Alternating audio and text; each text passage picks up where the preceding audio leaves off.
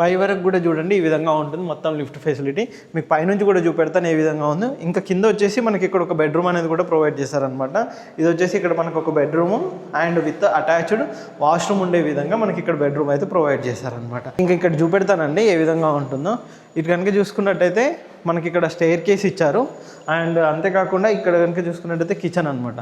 Kitchen కూడా మంచి స్పేషియస్గా ఉండే విధంగా మనకి ఇక్కడ కిచెన్ అయితే ప్రొవైడ్ చేశారు.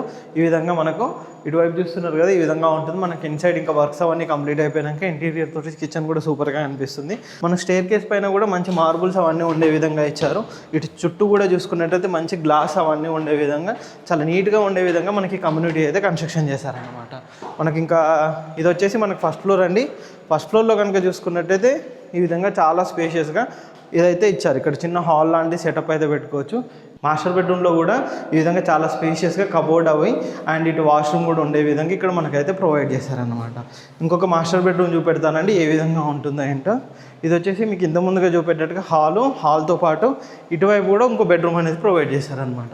ఈ బెడ్రూమ్ కూడా చాలా స్పేషియస్గా ఉండే విధంగా మనకి బెడ్రూమ్ అయితే ఉంటుంది.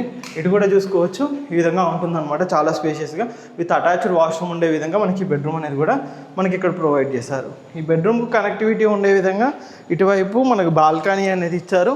ఇటు చూస్తున్నారు కదా, ఈ విధంగా